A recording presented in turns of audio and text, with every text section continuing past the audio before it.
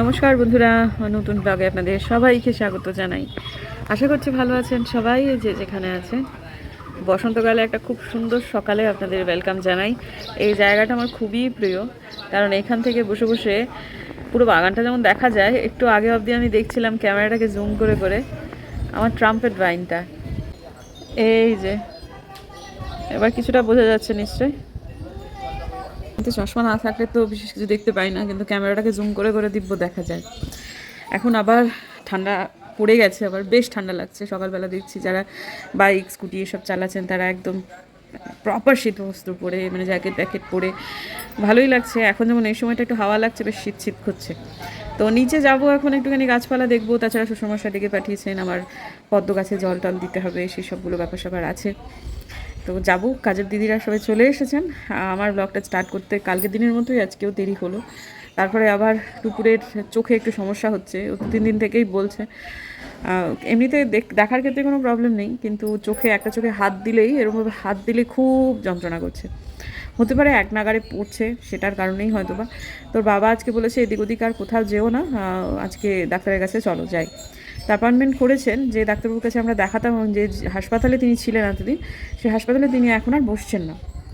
সে ডাক্তারবাবুর আর খোঁজখবর আমরা পাচ্ছি না, বুঝতে পারছি না যে তিনি এখন আবার কোথায় বসেন। তো আমরা একটা অন্য জায়গাতে অ্যাপয়েন্টমেন্ট করেছি, যেখানে দেখানোটা ইজি। যে কাজ তাড়াতাড়ি করা উচিত সে কাজই করতে হবে। সেই জন্য আমরা দ্রুত আগে চোখটা দেখিয়ে আসি, তারপর কালকে হয়তো বা, কাল না, কালকে তো দোল, কালকে সমস্ত বন্ধ, পরপর 2 দিন হবে না। তারপর হয়তো বা চুলটা কাটাতে একবার নিয়ে যাব। মোটামুটি আমাদের এই পাড়াতে দোল শুরু হয়ে গেছে। আপনারা যেদিন ভিডিওটা দেখবেন সেদিন হচ্ছে দোলযাত্রা, দোল পূর্ণিমা। হয়তো বা আমি আমার গ্রহণ লাগার আগেই কিন্তু ব্লগটাকে পাবলিক করে দেবো, আমি সেরকমই ভেবেছি। সুতরাং আপনারা যারা এটা সময়ের আগে দেখবেন তাদের বলে দিচ্ছি, ওই সময়টায় কিন্তু জপ ধ্যান করবেন, ভগবানের নাম করবেন। কিছুই না, আমাদের তো তেমন কোনো অসুবিধা নেই, এটা আর কিছুই নয়। একটা প্রাকৃতিক পরিবর্তন তো বটেই। পুজো, স্নান, খাওয়া দাওয়া, এগুলো তার মানে গ্রহণটা লাগার আগেই সেরে রাখতে বলা হচ্ছে। রাফলি একেবারে পুঙ্খানুপুঙ্খ এসব না রাখলেও মোটামুটি ওই 3:30-র আগেই সব কিছু শেষ করে ফেলাটাই ভালো, খাওয়া দাওয়া থেকে শুরু করে সব কিছুই। এবং সেটা ওই 6:30 পর্যন্ত, খুব একটা বেশি সময় তো নয়, ওই 3 ঘন্টা 3.5 ঘন্টা এরকম একটা সময় চলবে গ্রহণটা। তো ওই সময়টাতে খুব মানে জপ ধ্যান সময়টা সেগুলো করলে বা বলে যে কোটি গুণ বেশি ফলাফল পাওয়া যায়। তো ভালো কথা, কালকে সবাই আনন্দ করুন আর কি। সবাইকে দোলযাত্রার অনেক শুভেচ্ছা। আর পরশু দিনে তো সেই মারাত্মক লেভেলের দোল আমাদের এই পাড়াতে, তো সে বলার মতো নয়। এই বিহারি পাড়াতে দোল আর অনেক সময় উন্মাদনাটা একেবারে মাথার উপর দিয়ে চলে যায়।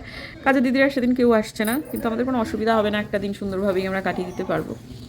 তো টুকুরের চোখটা একটু ডাক্তারবাবু দেখে নিন কী হয় না হয়। যদি পাওয়ারটা বাড়ে তাহলে এই পরীক্ষার মাঝখানে চশমা করা হবে কি না অ্যাডজাস্ট করে, সেটা সেই সময়টায় আমরা দেবো কিনা সেটা পরবর্তীকালীন সিদ্ধান্ত। তো এখন আপাতত ডাক্তারবাবুর কাছে তো যাই, যখন যেটা আগে করা উচিত তখন সেটাই করা যাক। একটু গাছপালা দেখতে এলাম, দেখে হঠাৎ দেখছি কুয়োর ওপর একটা দৃশ্য, এত মনটা ভালো হয়ে গেল। এগুলো সব তেজপাতা তুলে রেখেছে আলপনাদি। আমাদের বাড়িতে তো তেজপাতা কিনতে হয় না, উপরন্তু যেটা হয় যে তেজপাতা আমরা বিক্রি করি। আগেরবারও করেছিলাম, এবারও হয়তো বা কিছুদিনের মধ্যেই বিক্রি হবে। ভালোই লাভ হয় জানেন তেজপাতা বিক্রি করলে, আর এই টাকাটা না পুরোটাই আমার হয়।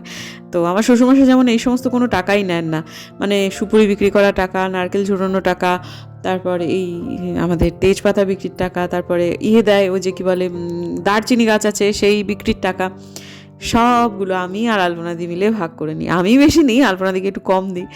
তো আজকে আমি দেখতে পাচ্ছি এইবারেতে আমার পদ্মের এখনও না পারফরমেন্সটা করে ভালো দেখতে পাচ্ছি না, আশাব্যঞ্জক নয় খুব একটা।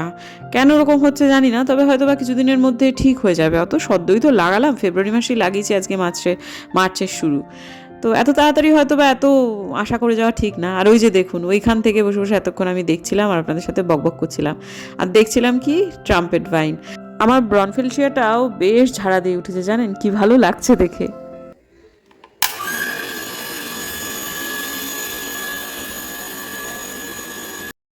পাম্প যদি না চালাই তাহলে উপরে না আমি ঠিকঠাক করে জলটা দিতে পারবো না। পদ্ম গাছে বেশ কিছু দিন জল দেওয়া হয়নি, প্রায় 4 দিন মতো, একেবারে শ্যাওলা মতো পড়ে গেছে। শ্যাওলা পড়েছে এই কারণেতেই যে সরাসরি রোদ্দুর পড়লে একটু শ্যাওলা সমস্যা তো হয়ই। তো এটাতে গাছের কোনো ক্ষতি হয় না, কিন্তু একটু ওভারফ্লো করে দেওয়ার দরকার পড়ছে। কারণ এক তো যে কালো গামলাগুলোতে অতটা ওভারফ্লো না করলেও চলে, কিন্তু অন্যান্য গামলাগুলোয়, অন্য রঙের গামলাগুলোতে জল একটু হয়তো গরম হয়ে যেতে পারে। আর এমনিতে এখন কি হয়েছে, আমার এই তারটা না ছোট হয়ে গেছে, তার বলছি সরি, পাইপটা। আগে মানে আমাদের যে ট্যাপে লাগিয়ে এই পর্যন্ত একবার শেষ পর্যন্ত আসতো, এখন তো পাইপটা একটু দূরে চলে গেছে, কারণ ওই মিউনিসিপ্যালিটির যে মানে ট্যাপটা সেটা একটু দূরে, যার ফলে কী হয়েছে আমার এটা শেষ পর্যন্ত আসছে না। কিন্তু ওভারফ্লো আবার করতে হবে, আবার খুব জোরে জলও দেওয়া যাচ্ছে না, সেজন্য একটু ওপর দিকে জলটাকে ওপর দিকে ছুঁড়ে না একটু বৃষ্টির এফেক্ট তৈরি করছি, তাতে যতটুকু হওয়ার হচ্ছে। আবার এই জায়গাটাতে আমার খুব সাবধানে জল দিতে হয়, কারণ পাশেই ওই যে আমাদের দীপালি মাসিদের বাড়ি, তো আমাদের যেই জায়গাটাতে টবগুলো আছে, বলে সরি গামলাগুলো আছে, তার ঠিক নিচেই ওদের হচ্ছে কলপাড়। আর ওদের বাড়িতে অনেক মেম্বার, সব সময় ওরা কলপাড়ে কিছু না কিছু কাজ করে, খুব স্বাভাবিক সংসারী মানুষ। তো ওদের ওখানটা আবার জল পড়লে ওদের খুব অসুবিধা হয়ে যায়, বাসন মাজে হয় না, কেউ চান করে, তো সেই জন্য সেটা আবার আমাকে একটুখানি সাবধানেই করতে হয়। নিচের গাছগুলোর তুলনায় আমাদের কিন্তু ওপরের পদ্মের পারফরমেন্সটা তুলনামূলকভাবে একটু ভালো দেখছি। আসলে নিচে আমাদের এই জামরুল গাছ, আম গাছ, এর জন্য না খুব একটা ভালো রোদ্দুর আসছে না, কিন্তু এই আমাদের ছাদের গামলাগুলোতে খুব ভালো রোদ্দুর পাচ্ছে, যার ফলেতে পারফরমেন্স খুব স্বাভাবিকভাবেই ভালো। পদ্ম গাছের তো একটাই ক্রাইটেরিয়া যে তোমাকে ভালো করে রোদ দিতে হবে।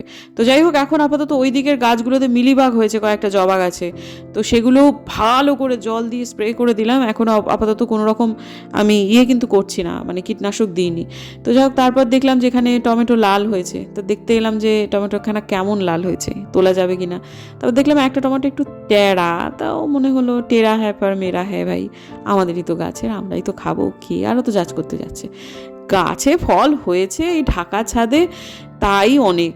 তো ভেতর থেকে আরও অবশ্য কয়েকটা পরবর্তীকালে পেয়েছি, সেটা আর দেখানো হয়নি আর কি, কি আর করবো। যাই হোক, আপাতত এগুলো হয়ে গেছে আমাদের ছাদের কাজ মোটামুটি। তারপর নিচে এলাম, চান করলাম, পুজো করলাম। যেদিন আমি দেখিয়েছিলাম যে এটা এরকমভাবে আমি রেখেছি, সেদিনকে একজন আমাকে বলেছেন যে আসলে পরমহংস দেবী আমার ইষ্টদেব, তাকে এভাবে করে বাবা খাটু শ্যামজির পায়ের কাছে রাখাটা উচিত হয়নি। আসলে বাবা খাটু শ্যামজির কোনো পা নেই, বাবার খাটু শ্যামজির শুধু মাথাই রয়েছে। ইনি হচ্ছেন মহাভারতের বর্বরিক বাবা খাটু শ্যামজি। তিনি শ্রীকৃষ্ণের কাছে নিজের মাথাটা দিয়েছিলেন, নিজের প্রতিজ্ঞাবদ্ধ ছিলেন তিনি প্রতিজ্ঞা রাখতে। তো তারপর থেকে শ্রীকৃষ্ণের বরে তিনি ক্ষমতাশালী হন, এবং এখন তিনি বাবা খাটু শ্যাম নামে পরিচিত। তার কেবলমাত্র মাথাই রয়েছে, তার পা নেই, আর সেই রূপেই তিনি পূজিত হন, যার ফলে আমি ওটা ঠাকুরের জায়গাটা রেখেছি এরকম করে, মায়ের পাটা যাতে একদম সোজাসুজি হাত দিতে পারি, সেই জন্য। হো গিয়া কাম। চোখের অ্যাপয়েন্টমেন্ট করা হয়েছিল, মেয়ে বলছে আমি যাবো না, আমি যাবো না, আমার চোখ এখন ভালো আছে, আমার যা ডাস্ট থেকে হচ্ছে, আমার বেশি স্ক্রিন টাইম যাচ্ছে, মানে পড়াশোনা তো এখন সবই ল্যাপটপে সবগুলোতে, তো সেই জন্য আমার হচ্ছে, আমি এখন ডাক্তারবাবুর কাছে আমি যাবো না। আমার পরীক্ষা শেষ, আর একটা এক্সাম দেখি বা একটা দুটো দিন দেখি, যদি কন্টিনিউ করে তাহলে যাবো, নাহলে যাবো না। ওর বাবাকে ফোন করলাম, মেয়ে যাবো না বলছেন, বাবা তো গেল খেপে। এখন যাওয়া উচিত ছিল, ওর বাবা অ্যাপয়েন্টমেন্ট করে ফেলেছে, হ্যাঁ পেমেন্ট করেনি ঠিক কথা, কিন্তু অ্যাপয়েন্টমেন্ট তো করেছে। তো যাই হোক, ঠিক আছে, সে যখন যাবে না আর কি বলবো, এখন 18 হয়ে গেছে না, জবরদস্তি করে টেনে হিসেবে নিয়ে যাওয়া যাবে না। তাছাড়া ওকে আরেকটা বাড়িতে যেতে হবে বলছে, কি বলবো আর। এখন বাচ্চা কাচ্চা বড় হলে বড় সমস্যা। গাছপালায় সমস্ত জল টল দেওয়া কমপ্লিট হয়ে গেল, এই যে পাতাগুলো সব ঝুলে গেছে এখানে। সব থেকে তাড়াতাড়ি বুঝে যায় সেটা হচ্ছে পুদিনা, এটা এক্ষুনি অবশ্য তাগড়া হয়ে যাবে। সোনার দামটা বাড়বে, আবার সোনার উপর দাম, কিন্তু ভালো লাগছে না এসব নিয়ে আর বলতে। সোনার উপর না পড়লে মানুষ কি মরে যাবে? তা তো না, মানুষ দিব্য বেঁচে থাকবে, কিন্তু এক্ষেত্রে তো সরাসরি মানুষ মরছে। স্কুলটাতে বোমা পড়লো, মিসাইল পড়লো, এতগুলো বাচ্চা মারা গেল, তারা কিছু বোঝে কি যে কোনটা ক্ষমতার লড়াই, কোনটা কি বৃত্তান্ত, কিছু তো তারা বোঝে না, কিন্তু তারা মারা গেল আর কি। উলুখাগড়ার প্রাণ যায় কথাটা তো আর আজকের এমনি এমনি তৈরি হয়নি। আবার আমার এক পরিচিত বন্ধু, তারা দুবাইতে থাকে, তারা জানলা দিয়ে দেখেছে মিসাইল পড়ছে, তাদের বাচ্চা আছে, অনেকদিন পর ওদের বাচ্চা হয়েছে, তারা সে বাচ্চার বয়স 2.5, সে এত কান্নাকাটি শুরু করেছে। এখন ওদেরকে সরকার থেকে অ্যালার্ট থাকতে বলেছে, বাড়িতে থাকতে বলেছে, জানলা থেকে ব্যালকনি থেকে দূরে থাকতে বলেছে। তা ওরা ঘরের মধ্যে একটু কমফোর্টেবল মানে আবহাওয়া তৈরি করার চেষ্টা করছে, প্রচুর রেশন সব ওরা স্টোর করে নিয়েছে, মানে ওদের যতটুকু প্রয়োজন আছে। তা এখন বাচ্চাটা সমানে একটা কথা, মা কলকাতা যাবো, হয় কলকাতা যাবো, নাহলে কটক যাবো, মানে ওর বাবার বাড়ি কটকে।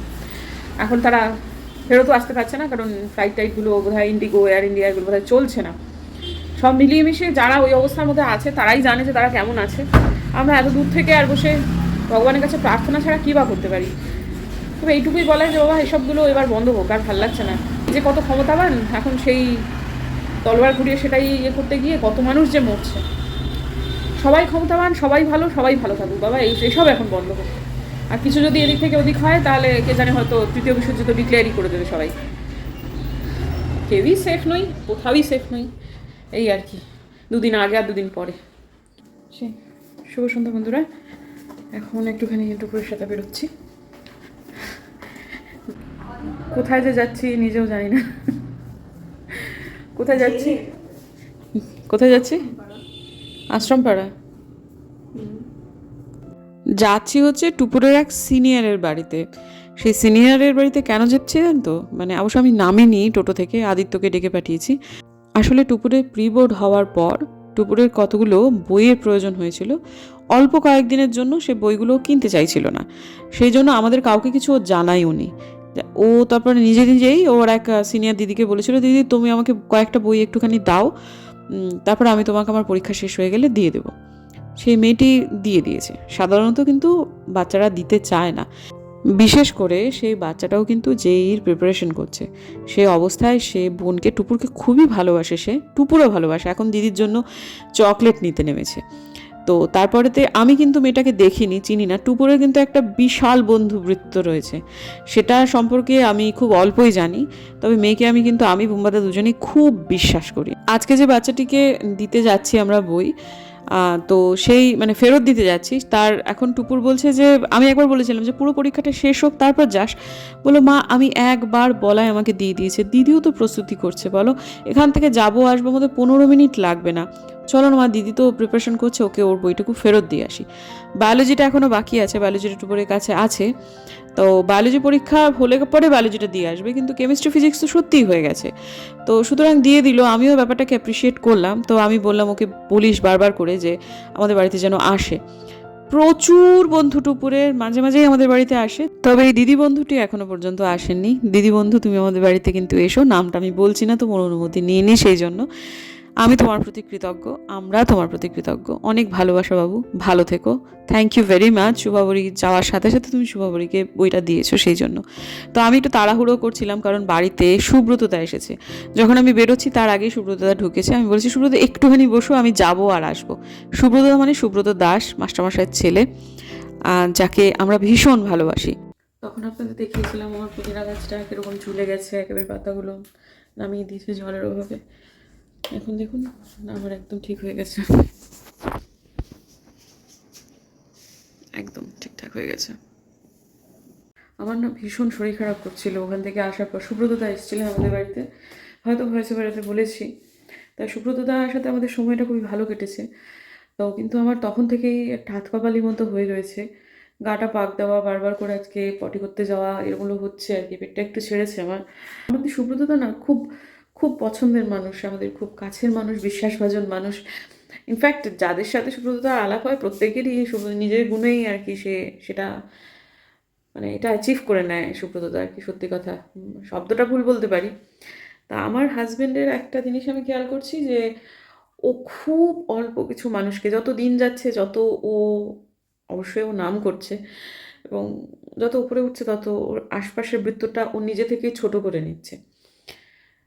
খুব কোর যে গ্রুপ আছে তার সে সংখ্যাও ধীরে ধীরে ধীরে ধীরে কমছে আমার হাজব্যান্ডের, কিন্তু তার মধ্যে সুব্রততা আছে। তো কাজেই ওর সামনে ও যেরকমভাবে ওপেন আপ করে, কথাবার্তাগুলো বলে, বিভিন্ন রকম মনের কথা বলে, সেগুলো আর মাঝখানে না কারো পড়তে ইচ্ছে করে না, না আমার শ্বশুরমশাই না আমার। যখন ও কথা বলছে বেশ কিছু রকমের কথা, তারপরে আন্তর্জাতিক সমস্ত মানে সিচুয়েশনের পর্যালোচনা, সব শুনে টুনে আরও বেশি খারাপ লাগতে শুরু করলো। তারপরে এরও অনেক আলোচনা, অনেক রকমের কথাবার্তা, সব কিছু হলো, গানটাই শুধু হলো না।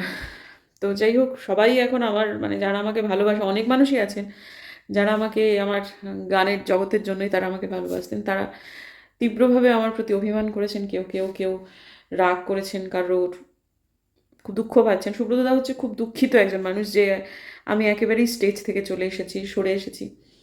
সত্যি কথা বন্ধুরা, গানের স্টেজ আমি জানি, মানে পারফর্মিং আর্ট হচ্ছে, আমি যে গানগুলো করছি সেটা শিল্প এবং সেটা পরিবেশনযোগ্য শিল্প।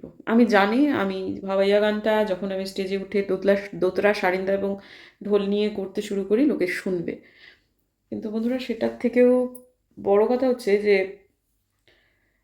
আমি না এই জিনিসটা স্টেজে পারফর্ম করবার থেকে আমি কোনো স্কুলে পড়িয়ে বেশি আনন্দ পেতাম। এটা আমার মনে হতো একটা সময় গিয়ে। আমার যে আমি স্টেজ থেকে আমি সরে গেছি বা সেগুলো কিছু তেমনটা নয়। আমি ভালো সান্নিধ্য পেলে আমি করব, এমন নয় যে আমি করব না। কিন্তু আমি যে সেটাকে বিশাল মিস করছি এমনটাও কিন্তু নয়। এক একজন মানুষের এক এক রকমের প্রায়োরিটি থাকে জীবনে। কিন্তু আমি যদি খুব ভালো প্রোগ্রাম পাই আমি করব, কিন্তু সেটা টুকুরে পরীক্ষার আগে নয়। টুকুরে পরীক্ষাটা আমার শেষ হোক তারপর।